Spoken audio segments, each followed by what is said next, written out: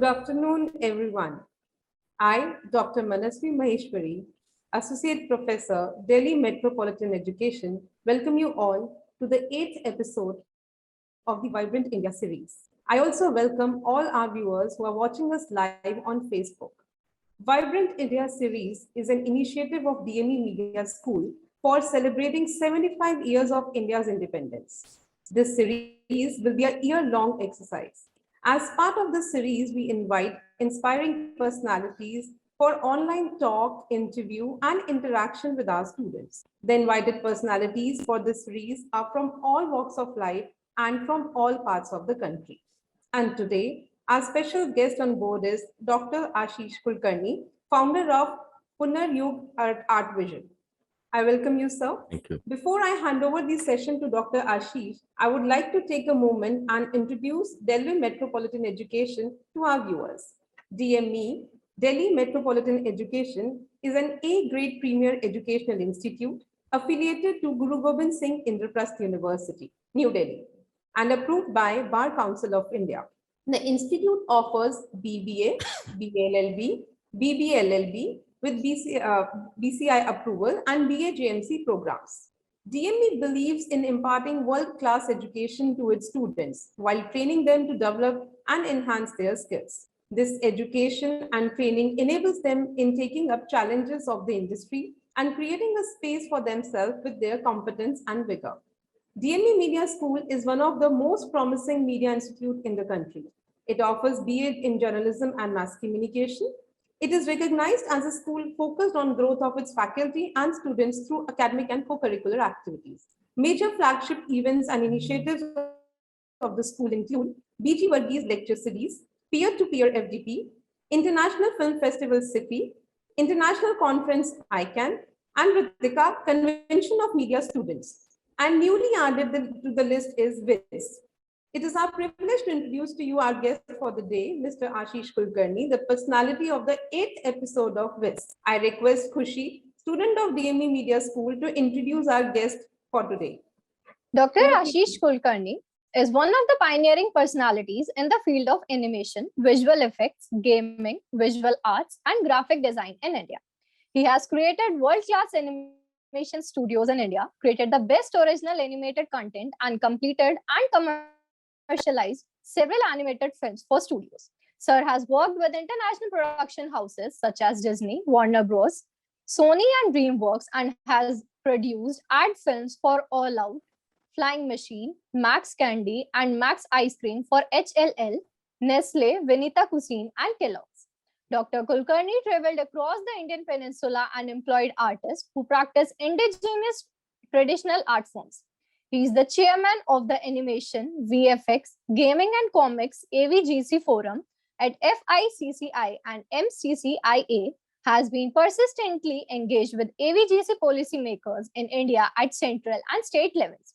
Sir is renowned as an AVGC guru, has developed curriculums and introduced creative career programs in institutes like FTII, Media and Entertainment Skills Council, Whistling Woods International, Lovely Professional University, NITTE, and Manipal University. Sir is the founder of the Punaryug Art Vision Private Limited and Screenyug Creations Private Limited. He is developing a unique concept called the Green Butterfly Art Village at Lonavala, which aims to create a holistic and sustainable ecosystem for all creative, performance, and sports artists. Let's see a few glimpses of his life.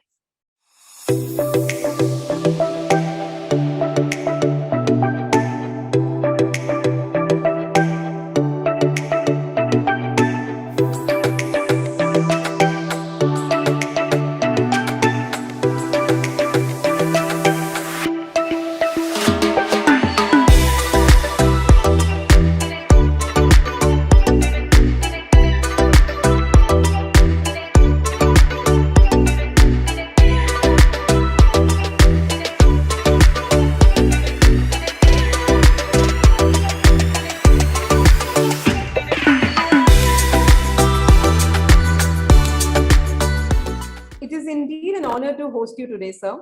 Now I request Dr. Susmita Bala, Head DME Media School, to welcome the guest. Ma'am. Thank you, Dr. Manasvi. Welcome everybody in this 8th episode of Vibrant India series. We launched this digital program on August 9 on the anniversary of Quit India movement. Vibrant India series is a tribute to all those people who made supreme sacrifices for the independence of our motherland. India will be completing 75 years of independence next year. We have started celebrations this year only. This program has been launched as a part of these celebrations. In the first episode of Vibrant India series, our guest was Brigadier P.K. Saxena, who had served the country in 2 wars. In the second episode, environment activist Madam Bhavrin Kandhari was our guest. And in the third episode, Professor Ujjwal K. Chaudhary, senior media educator and columnist, appeared as a guest. Dr. Nakul Parashar, director of Vigyan Prasar, was our guest in fourth episode. And in fifth episode, Dr. Monisha Behel, a social activist from the Northeast, enlightened us. In the sixth episode, Mr. Rajesh Badal, a reputed journalist, writer, filmmaker, and broadcaster, was our guest. In the seventh episode, Professor Colonel R.K. Durgan was with us in this program. In the making of this country, we all play our roles as doctor, engineer, educator, human rights activist, environment activist, social activist, as science communicator, and as a soldier who protect the country on its border. Yes, today in this 8th episode of Vibrant India series, we are lucky to have Dr. Ashish Kulkarni, who has been active in the field of arts and media for close to 3 decades. He is a creative person and his creativity expands from films and animation to gaming. I welcome Dr. Ashish Kulkarni in this program. Thank you. Thank you, ma'am. Now I request Dr. Amrish Saxena, Dean DME Media School and originator of VIS, to address the gathering and take the program forward. Sir.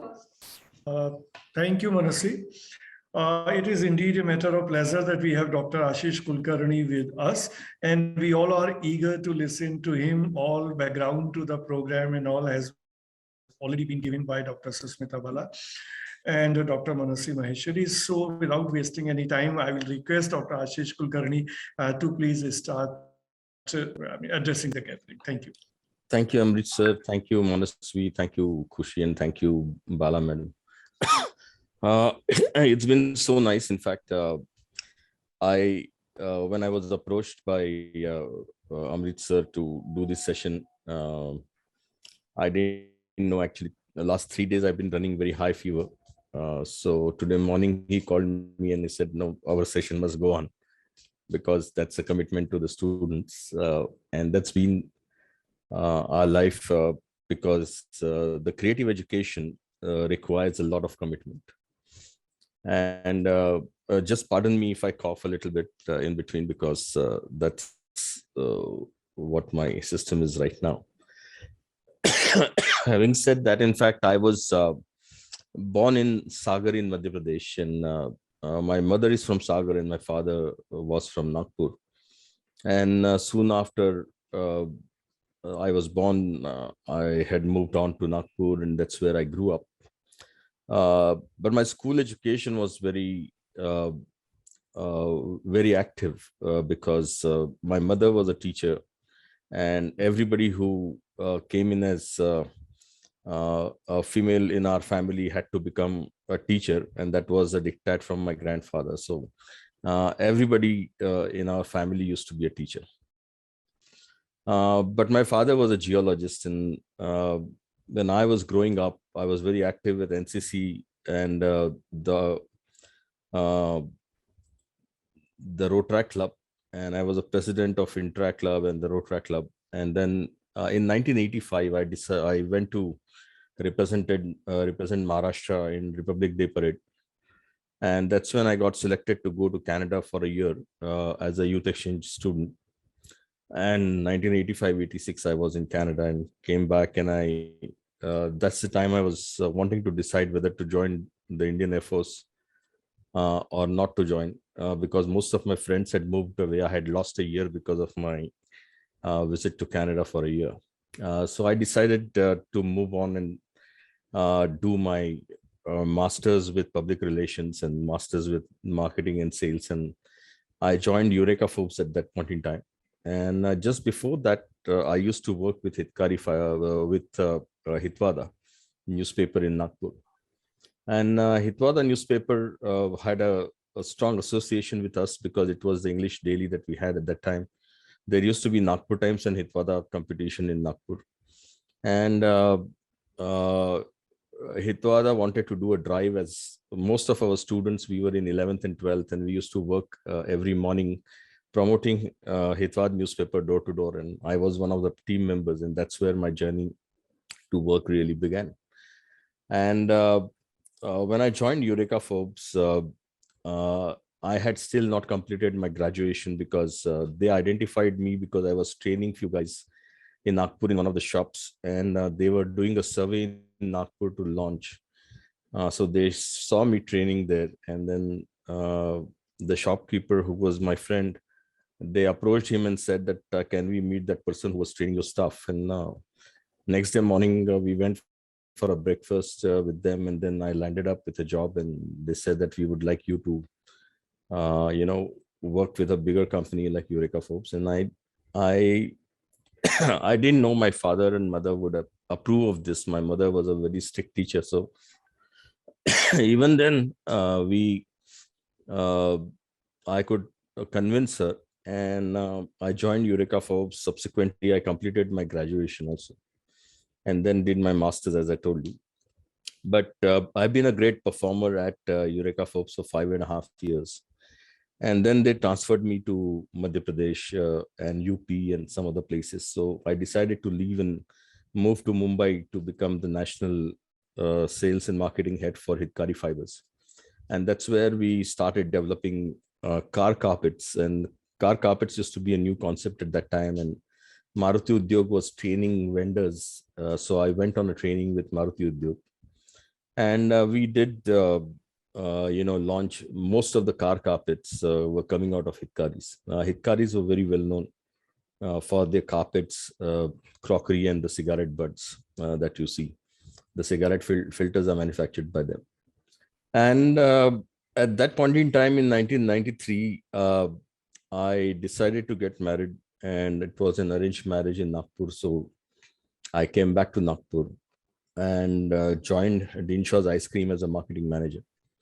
And that time I started realizing, that ice cream is fine. Ice cream used to be a seasonal business at one point in time. Now it's a business all 365 days. Otherwise, people used to eat ice cream only in the summers at one point in time. But then I did a survey, and I found out that the milk was only supplied by the government, and the complete Vidarbha region was having a scarcity of milk. So if you missed, standing in the queue and go get the milk in the morning, you would have lost, the whole day, and the kids would have been without milk the whole day. So I did a survey, and I started buying milk from Nellore, Kadapa, and Jalgaon and Dhule, and I launched private milk packets, and that actually became a very big success. But what became a limiting factor for me was the geography, because when you are used to working in the larger geographies, when you have a defreeze distribution, it gets restricted because everything has to be transported in a defreeze condition, and you cannot go beyond 300, 400, 500 kilometers from where you are manufacturing things. And at that point in time, there came an opportunity where I made a shift to media, because I'd always been into marketing, product development, and I joined Navbharat newspaper, and I became the group general manager for them. And I then started developing the complete ecosystem. That was one of the oldest newspapers of Nagpur. Was started in 34, was present in Madhya Pradesh and Vidarbha region. But then after I joined, we launched Gwalior, we launched Pune, Mumbai, and we kind of grew that newspaper to a very big extent. At that point in time, almost around 5 years when I was there, I also got selected on a Rotary Exchange to go to US. And when I was on a Rotary Exchange in 1995, I was working with Chicago Tribune, and that's when I met a person called John McClenaghan. And John McClenaghan was Emmy Award winner, and he used to draw cartoons for Chicago Tribune. And I was surprised to know that 27% of the readership retention happens only because of the cartoon strips. So I came back to India and started looking at the cartoon strips, but to my misfortune, I could see that all the cartoons that were available were only American, like Tintin, Dilbert, Bringing Up Father, or Phantom, or all these from King Features, or any of these. So I started developing these cartoon strips, and slowly with a team at Hyderabad, who used to initially work with John McClenaghan, started developing these cartoon strips, and I started helping them to go to all the newspapers. And it kind of grew on me so much. And in between, as we were doing this, I was identified by Mudra Communications to become the CEO at Bombay. So I moved from Nagpur, from Navbharat to Mudra in Bombay. And I was looking after the Mudra Communication for a couple of years. But by that time, John McClenaghan came to India and he said, Ashish, animation can become very big in India. There are good artists, but we don't have an ecosystem here. So he signed up with Annapurna Studio to start Heart Entertainment Academy. And that was the first ever school that was started in India in 1997. It was 2 years after I met him in 1995. So when the first batch passed out, he came back and said, now the batch is ready. So I went and became the president of the studio called Color Chips. And that's when our journey to animation started. And that's the time we realized that a lot of people used to say learning computers is learning animation. And it was not true. You have to be an artist to become an animator. You need to be a painter to become, a great background artist or colorist, or do a color direction to the movie or show. So when a lot of misconception was going on, then I realized that, it's going to be a hard way learning this. So I signed up a show with Sony and few other people, but it was very difficult to deliver that out of India. So I went to Philippines and I brought around 70 artists from there to Hyderabad, and I delivered some of the shows like that. And at that point in time, the 3D was introduced and the digitization was taking over. So there needed to be a migration that happened. So within those 2 years, I developed my skills and learned what's going on. I went to several countries in the world to find out how this ecosystem works. And I went to Bangalore to start a studio with Vimoksha Technologies, which was founded by an ex-TCS person and an ex-IBM president. And they had 2 IT companies, and the third one that we started was Jadu Works. And that's when I built a team which was world-class. And that's when, for the very first time ever, Disney, Warner Brothers, DreamWorks, all outsourced their work to us. Because in 1999 onwards, I used to go and bring them to India to see different studios, but they used to say, Ashish, India is not ready. But then in 2002, they were finally convinced, and we had a blind test. Now, what is a blind test? So they give a test and we send the test over to a neutral person. And that neutral person removes everything. They just code it. And then it is shown to a team in the US. And the team doesn't know which show is coming from which studio in the world. And then they select the studio based on who is the best animation piece. So we got selected for Disney, Warner Brothers, DreamWorks, and again for the Sony work as well. So at that point in time, the studio got built in Bangalore, a very strong studio. We had 785 of us. And that's the time I realized that, trying to go and get a person who's learned computers is not going to be good for me. So I went to Tanjore, Mahabalipuram, Channapatna, Ramnagaram, Krishnanagar in West Bengal, then went to Amravati and Kolhapur and many other places. And I started getting artists who have traditionally from their childhood have only done art forms. And then I started training these people to basically upgrade them to learn computers. And then it struck me, because I was in advertising, there used to be a fleet of my painters in Chennai who used to draw Rajnikant, Kamal Hassan and all to 40 feet tall paintings, and they never required a digital print. So they all did it by hand. So I went and got 72 of them to my studio. And today, happily, they are all working in some of the biggest studios in the world, including Disney and Pixar and all. So these guys knew the art form. What they didn't know is a tool and how to use the tool. So I did the whole transformation like that. And I always hired a person who could do traditional art. So you could either be a sculptor or a mimicry artist or a dancer or a actor or a designer or a painter or a caricaturist. Any of these tools that you are always welcome to the studio. And then rest of the things we teach you. Because what an art school teaches here is how to make a great caricature. The science of animation is how to move that caricature in the right proportions with the right timing, is beyond what they teach. So we need to teach people beyond what is taught into the fine arts. So then I started looking at, how can we formalize this? So I designed programs for more than 27 universities as of today. And all of them are running our program very strongly, including the first one was, of course, a 3-year program for Arena and a 3-year degree program for Manipal University. And the next one was Whistling Woods. And then after that, I did FTI Pune. I was on the academic council there. And then, a whole lot of private universities came in. And that's why it gave us a great opportunity to move these programs to those places.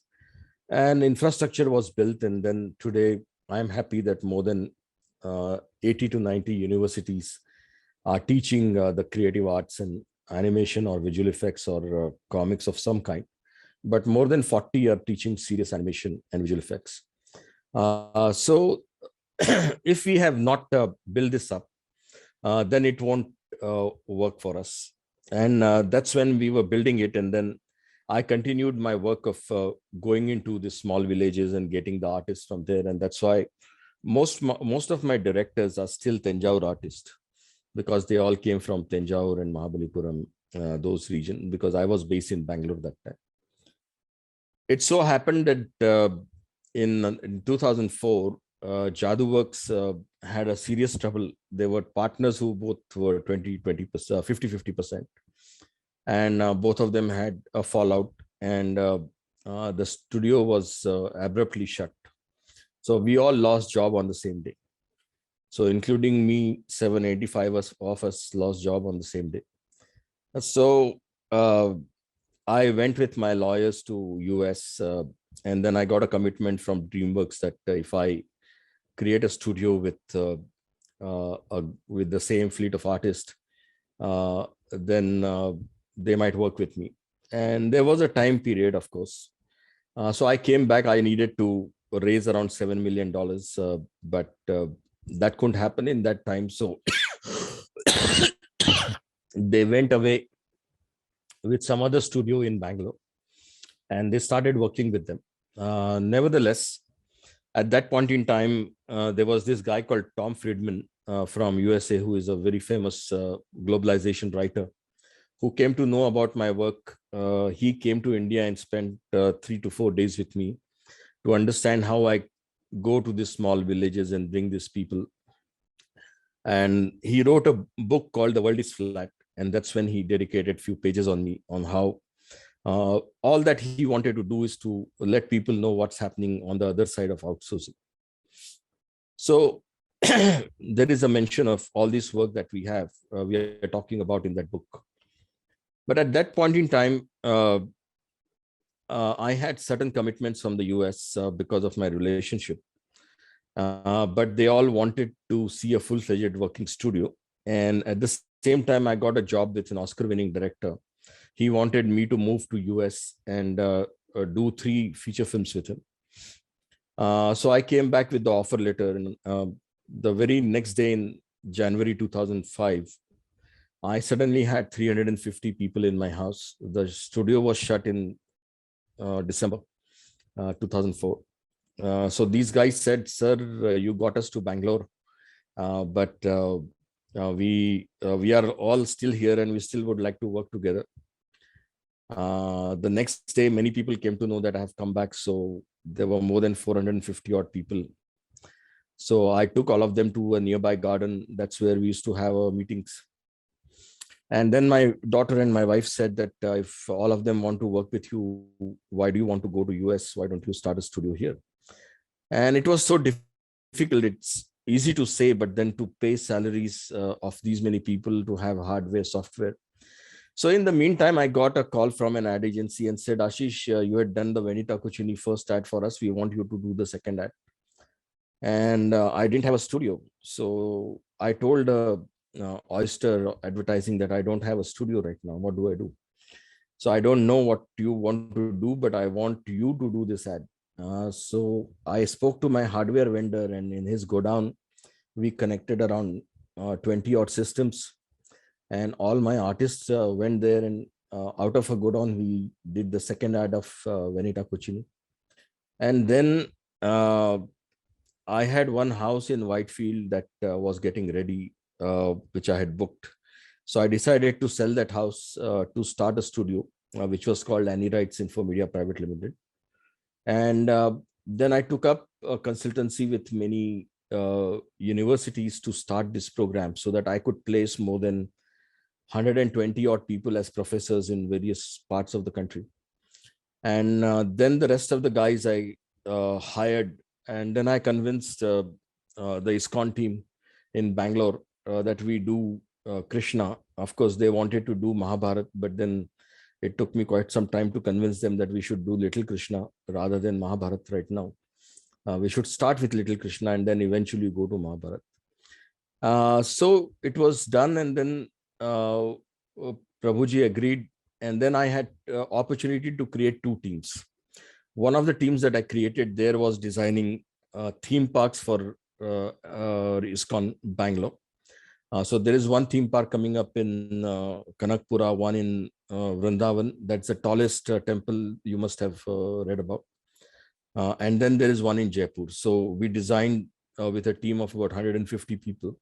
We designed all the theme park designs. And then we started working on Little Krishna with a whole lot of research. For almost a year, we only did hand drawing because we didn't have computers. And then came some donors who saw the work and said that we will give you some money. Why don't you make an episode? So that's when we made the first episode, which won several awards. In the meantime, I made a short film called The Bad Egg. If you can go to the Google and search for The Bad Egg, please watch that film, which won several international awards. And at that point in time, I started talking to several companies. So ISKCON was very kind enough to help us work out of the guest house. So we first removed the beds from the 5th floor of the guest house and made a studio. Then we moved the beds from 4th floor, and then we moved the beds from the 3rd floor. Then Swamiji said, "Ashish, I need the guest house also, because we have commitment to our members." And our team grew to around 400 people there, plus 150 people in theme park. And our episodes were looking very good. And at that point in time, I had an option of selling company partially or selling company at a large. So I decided at that point in time to sell the company to Reliance. Now it's called Reliance Animation. And Reliance put a condition that we have to move to Bombay. And then I had to convince them that artists don't have a great life in Bombay. So they need to be in place like Pune instead, if not in Bangalore. So we moved everybody to Pune. And we delivered the rest of the show. Then we created a feature film for called Krishna Aur Kans. Then we created Shaktiman. Then we created Big Bees. Now we are creating Little Singham, Golmaal Junior, Balwan, and Simba, and many shows. So at that point in time, the studio just grew and grew and grew when we moved to Pune. But in 2014, I decided to leave because I had a 7-year commitment to Reliance, as I had sold the company, because I had a dream project. Whatever has happened in 2005, 4 and 5, that the studio got shut. So I designed a kind of a framework that our industry works. Mostly people come together as a freelancer. They come together to work on a feature film or a show or a OTT show or an ad film. And then they are again on their own. One is that, and they need to be in the same place all the time. So I decided to create a city whereby the artist, it's the first home for all the artists. So for creative arts, performing arts, design, sports, and earth sciences, these are the 5 verticals on which I am creating this art village in Lonavala, because I decided if I don't do it now, then it would never happen. So I started working on this. Now we have a hill station approval. We also have master plan approval and the environment clearance. I am now raising funds to see how we can actually build this city. And we are also going to have schools where kids, even at the age of 7, 8, 9, 10, 11, 12, if they are artists, they will be allowed to be an artist. If they are a dancer, they would actually excel in dancing. So if they are a sports person, then they will be spending 80% of the time in doing what they would like to do the best. In the next 20%, we will give them life skills. We'll give them other transactional skills, and also the skill to make sure that they survive and get a livelihood.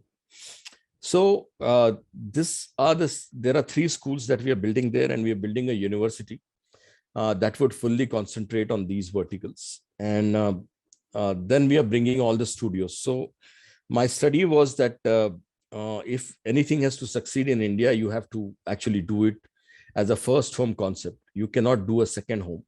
And when you say Lonavala, people think that it's a second home. So it's not a second home, it's a first home. Everybody works out of that place and stays out of that place. And it's going to be very close to the new international airport that is coming up. And it's in a beautiful terrain in the hills. So that's the project I'm working upon right now. At the same time, in 2012, there came an opportunity to form Media and Entertainment Skill Council, and then design all the national occupational standards and the qualification framework for different skills in media and entertainment. So I served on Media and Entertainment Skill Council, and now I also serve again on the Skill Council in a different capacity. And even at FICCI, I am going to look after media and entertainment education in a very big way. And I think that's where we believe that starting early in life, in the student's career, or when parents identify that their kids have a special skill, if you don't deviate that and let them build those skills, then you definitely have great winners. And we need to prove the world that prove to the world, I mean, that even the creative skills can make your livelihood. The sports can make make your livelihood. Sports have proven in quite a number of ways, but then we need to formalize that and make sure that people are respected, and we create a level playing field along with science and commerce for all our creative arts, performing arts, design, sports, and earth sciences. So that's the mission that I'm working on at this point in time. So over to you, Ambrish. I think I maintained the time, right? Thank you, Dr. Ashish, for such a wonderful talk. I mean, in fact, everybody was so engrossed. I myself was, and I was looking at everybody's face. I mean, you are such a great storyteller, and I mean, whole narration was so impressive, so engrossing, and so inspirational, because when we conceived of this series, Vibrant India series, the only thought was in our mind was that we should invite such kind of people who are really inspirational, and particularly from the perspective of the students, because at this age, I mean, when somebody is of 18, 19, 20, 21 years of age, they are really perplexed as to what to do in life, what kind of career is to be chosen and all. And then obviously there's a lot of disorientation, distraction, everything is there. So we actually, as teachers also, we all fight with this kind of problem, how to orient the students, how to motivate them, how to convince them as to what all is to be done or should not be done, or how do they decide as to what they are supposed to do in life and career. So obviously we are looking for such kind of inspirational people who can tell us from their own journey as to what course of action somebody needs to adopt in life. And since your whole life is has been into exploring, you have been exploring from one thing to another, from second thing to third thing and fourth thing, but ultimately leading to one direction, that wherein you should do the things which are giving you the contentment, which are making you moving forward. And then another important aspect that I have learned from whatever you have told us all, that one has to work as a team person, and one has to take everybody along, and one also needs to think about his peers, about his companions, about his workers and all. So really inspirational. I am really impressed looking into the work and the amount of work that you have done. It's phenomenal. So obviously I am damn sure that all these students would have learned a lot. But then to keep the things moving in this particular program, since we also are supposed to ask certain things to you. Now, what kind of advice, if the advice word is not appropriate, we can replace it by any other word, but what kind of guidance, what kind of I mean, advice or guidance you can give to these students, since these are the students of journalism and mass communication, and they are studying different subjects in different semesters, as you are already associated with so many universities. So since this is a bachelor's program, and these students are studying different subjects in different semesters, which range from journalism to advertising to public relations to digital media marketing to radio production to video production to video editing, all these things are there. So I mean, how somebody choose which area is to be taken forward, where there are more prospects as far as career is concerned. What kind of advice would you like to give to these students? What my take had been always that there is a scope for everyone in any kind of working. Of course, there are some outdated technologies you should not be learning, but otherwise, if you are doing journalism, you need to constantly look at getting your foundation right. So even if you want to be a storyteller or a filmmaker or whatever, you need to get your foundation right. If your foundation is great, and then you need to continue to do a riyas. It's not that you have learned once and you forget, after that you're not gone to that subject at all. So the first thing I would say, that whatever you want to choose, you have a freedom to choose, and don't be worried about the fact that what will happen to me 5 years from now, because no university or no country or nobody is going to able to tell you what is going to happen after 5 years.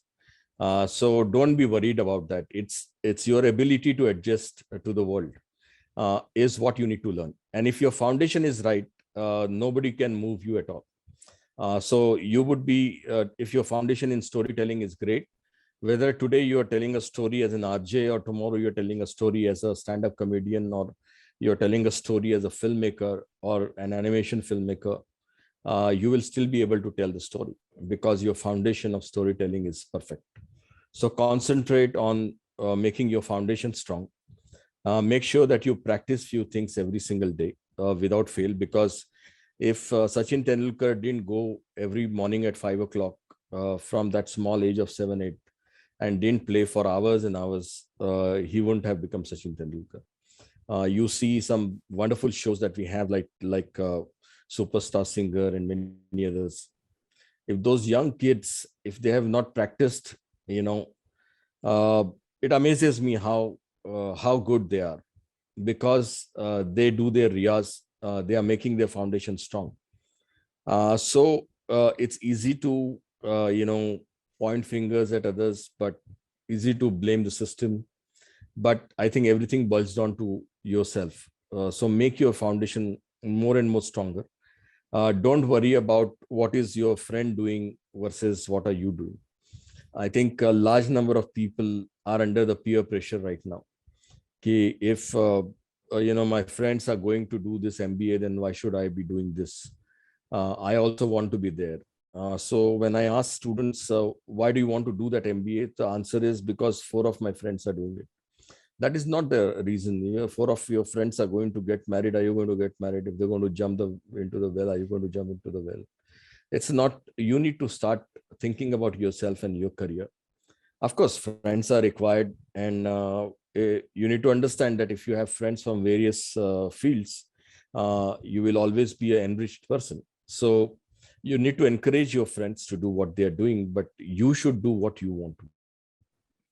And I think that's where the crux is. And if you concentrate on your foundation, whatever part of the phase of your life you are, if your foundation was always strong, nobody has guts to move you away from your project or nobody could point fingers at you, because you would do things very systematically. You would you would follow all the grammar that is required because you have a stronger foundation. But So concentrate on your foundation. Ashish ji, I mean, looking at your life journey, you have been a combination of creativity and managerial skills. So how to attain this? This is really astonishing, because normally it's believed that a creative person is not into commerce, not into management, and the people who are on the sales side or the marketing side or the management side, they cannot be the creative. But you are a unique combination of the two. So what kind of what kind of advice you will give to us also, to the teachers also, to the students also, how to maintain this kind of blend? So my belief is that India is a very big country, and our education system was very skewed towards literacy. And we would make a literate doctor or a literate chartered accountant or a literate engineer or a literate lawyer. But what I would say is that the creativity needs to be imparted from the KG1, KG2. And we need to parallelly build the skills and some of the life skills that are absent in our curriculum. So the creative skills and the life skills are something that I would say very strongly advocate implementing right from the school. So if you have to become a successful doctor, then you have to be a creative doctor. If you have to be a successful engineer, you have to be a creative engineer. Because I'm not saying, when you go by the dictionary meaning of creativity, it's nothing to do with art. It's about how you deliver things. So what I mean to say is that everybody has to have design thinking and an element of creativity in them, whatever age you might be at. And that's how you will be able to excel. For me, fortunately, creative was never an option of career for me when I was in the schools. And I used to be a great, drawing artist and a painting guy, but then everybody neglected that. But then I came from the management side, and then I started realizing that there is a huge scope into this. And it was almost after 12, 13 years of my career into management. But then to adapt to it, and then how do you really get the delivery done? So I used to sit next to the artist whole day and night. I used to never go home and work with them. They taught me everything. So even today, when I deliver a show, I sit with them, and today, at least I have that much of understanding that I can tell them what is good and what is bad, and what needs to be done to fix this. Because in animation, it is very difficult process. In the factory of a car manufacturing or auto manufacturing or any other manufacturing, pharma, you have a line of production. Every single product that comes out is the same. In our line of production, every scene is a different scene. The way you approach that scene, you have to approach very differently. In some scenes, there are 200 characters. In some scenes, there are 2 characters or 3 characters. In some scenes, there are 20 layers. In some scenes, there are 300 layers. So it's a complexity matrix that you built in. And that's why when you deal with people who are dealing with machines, it's a different thing in production pipeline. When you are dealing with people who are also dealing with artists or people who are creating art for you, it's a very different experience. It's a very tough experience. Okay.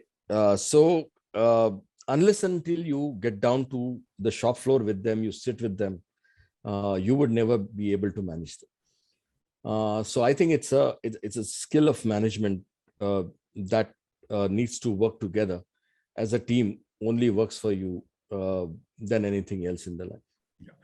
Ashish ji, as you narrated your story and you told us the whole story wherein you picked up the artist who were the traditional artists, conventional artists who were good in their particularly art forms, and you trained them in the use of technology, etc. But then going by this, the students who are studying in my institute or in other institutions and the universities, they are actually not the artists that way. They don't draw, they don't paint, but they are into technology, and they want to become the graphic artist or they want to become the animator, but they do not have that kind of background in art, the kind of background, as you yourself said, you were there in your school time.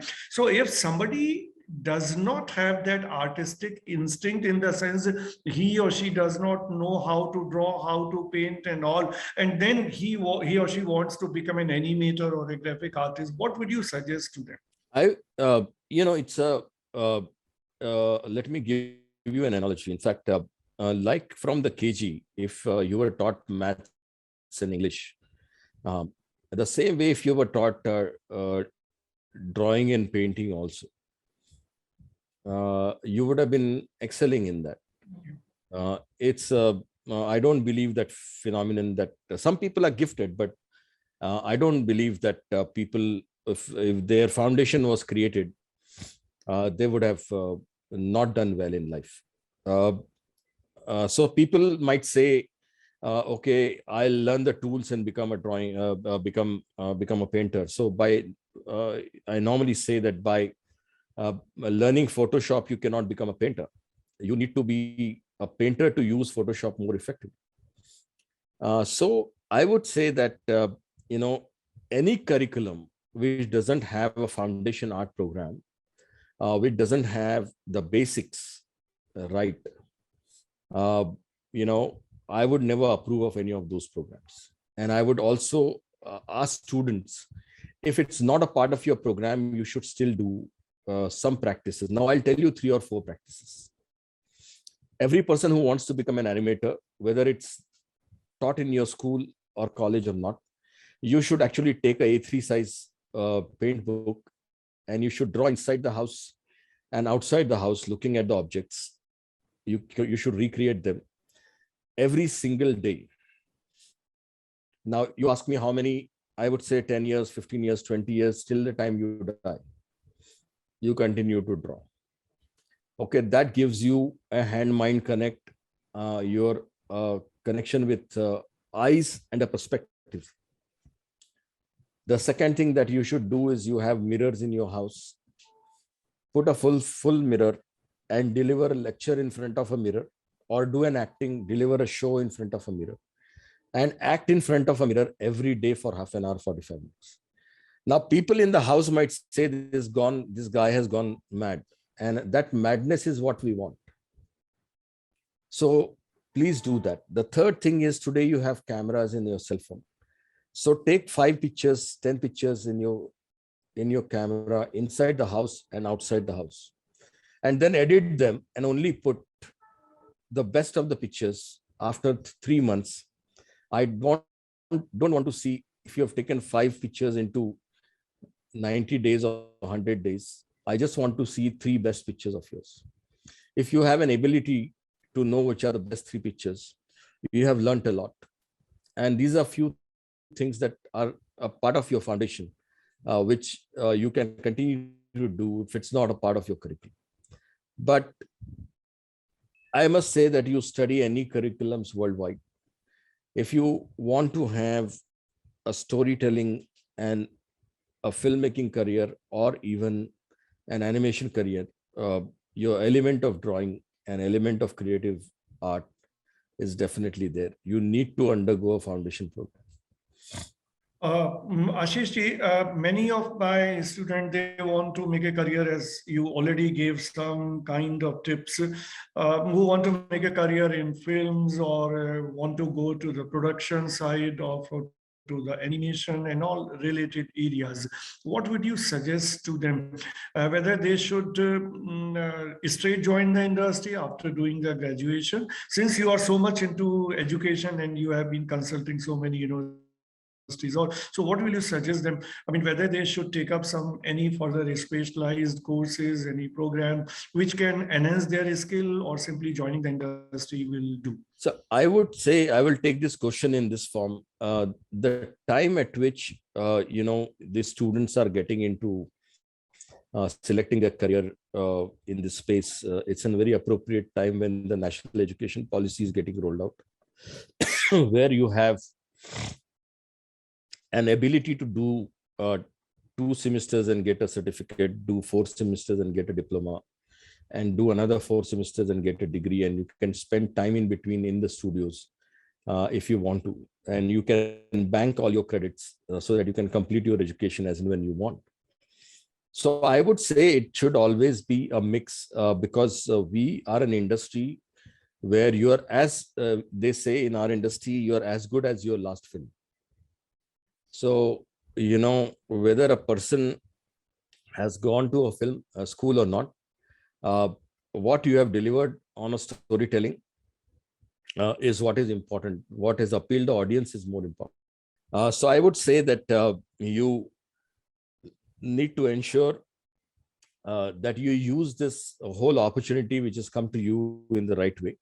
And as much experience as you can gain while you're studying, working with the studios, please try to get that, because the nuances of production, the nuances of creating a character, nuances of creating a story, you would come to know only when you are working, and you will be able to relate to it while you are in the thick of it, so that when you're studying and you're working, you will be able to relate to things more appropriately. And that's why use this opportunity and just try and get as much experience as you can, because everything that you do by creating art forms is what you're going to learn the most, because nothing you can do by learning just a theory. If you learn a theory and don't put it to practice, in our scheme of things, it will not work. So you better start looking at working practically as well. So Ashish ji, we are moving to the last segment of this program, and I will request the students who want to ask questions, please come on screen and ask your questions. Yeah, Vishal. Hello, sir. Good afternoon. Very good afternoon. Yeah. First of all, sir, it is so good to see you today. It is very inspiring to see your commitment to art and even artists. So my question is, what are the storytelling possibilities in animations which are not there in the conventional visual storytelling? So let me tell you one thing, that animation is the only form of storytelling in the world which is very neutral. So whether you produce it in Hindi or in English, you dub it in any language, it travels across the globe. So nobody can tell it is not created in your original language. Second is that it's the only form of storytelling which cuts across ages, boundaries, cultures. So if you have seen Tom and Jerry, which was created in 60s and 70s, you're going to still see it, and you're going to see it for the next 100 of years. If you see Popeye or Flintstone or even Little Krishna or even Chota Bheem, for the next 100 years, you're going to continue to see them. So there is no other form of storytelling which cuts across different boundaries and cultures and even languages, but animation does. At the same time, it's got the longest shelf life. You need to be very careful and research oriented when you create any content. So if your research is right, then you need to be accurate in telling the stories. And if you tell those stories more authentically and accurately with the right quality parameter, that content is going to stay for ages, even beyond your life. So what else you want? So any other student who is interested in asking questions, then please ask. Yeah, Sir, I have Swastika. 2 questions. First is we are curious to know which are your favorite animated movies, and secondly is why do you think we don't have a Studio Ghibli like presence and animation in India, despite having many such stories like Japan, like you have created something beautiful like Little Krishna. Uh, what's your first question, you said? So, what is your favorite animated movie? Oh, my favorite animated movie. There are many, so I cannot point on one, but Miyazaki is my favorite. He's from Japan. He's a director. A lot of you might not know him because Miyazaki's series of films are mind blowing. Some of the other content that I really love is Finding Nemo.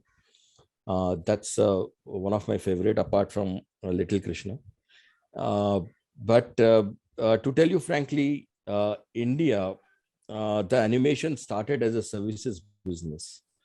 When I say services business, we provided services to the best of the studios in the world to create content. We are still not a Indian original content creator. Even if we are creating Indian original content, we are creating at the bottom of the pyramid because the cost that has been given to the content that we create is very, very low. But this happens in every country because we are just around 20 years old in this industry. You should not be expecting that what happened after 110 years in US will happen within the first 20 years in India. But you should be proud of one thing, that from 2010-11 onwards, whether it was Titanic or Jurassic Park or any of the shows which was converted from 2D to 3D, like the Stereoscope, which was all done in Pune, and the last Lion King was also done in Bangalore. So these studios exist. The only thing is that we are producing it for the others. We are not still producing it for ourselves. But it is a myth that we don't have those kind of studios and artists. We have those kind of studios and artists. Today, any film that might come on the screen, whether live action or animation, you will always see proudly that every credit will have so many Indians in there. So that's a testimony of how the industry has worked together to create that. It was just unfortunate that our schools and universities didn't take art and creativity seriously so far. Now that we are taking it, I think it will be faster, and we will soon be creating content which is originating from India for the world, which is going to do extremely well. And you would be proud to know that the Mighty Little Bheem on Netflix is the highest rated show in the world in 190 countries, which is completely Indian, created in Hyderabad.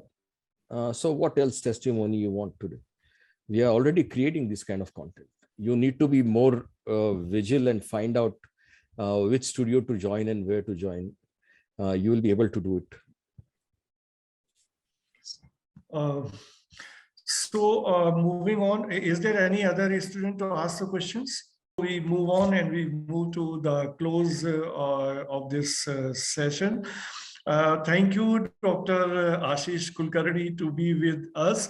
And I mean, though there's no comparison, but I must say this, that this was the best session that we did till this date under this Vibrant India series.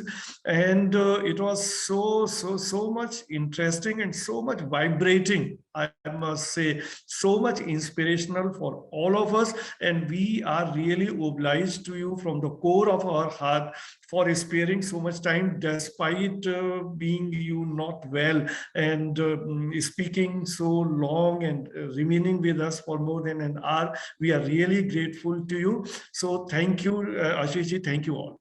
Thanks so much, sir. And thanks all the students for being there.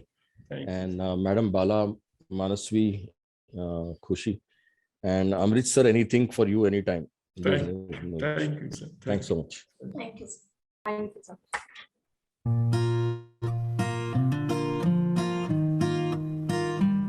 The first impression that comes to our mind about any college: tall buildings, big classrooms, large lobby areas, thick books, IT labs, assignments, class tests, and projects. Nothing besides that. Every hour, minute, second spent here help us carving and shaping our persona, cultivating innovative mindsets for the challenging world.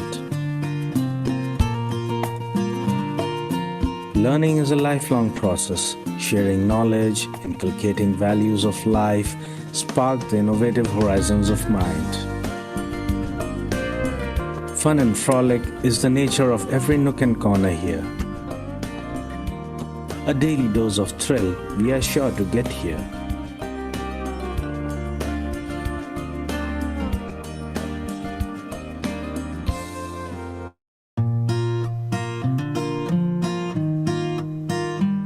The first impression that comes to our mind about any college: tall buildings, big classrooms, large lobby areas, thick books, IT labs, assignments, class tests, and projects.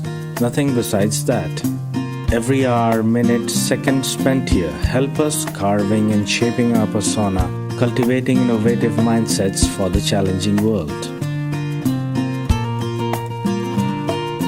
Learning is a lifelong process. Sharing knowledge, inculcating values of life, spark the innovative horizons of mind. Fun and frolic is the nature of every nook and corner here. A daily dose of thrill we are sure to get here.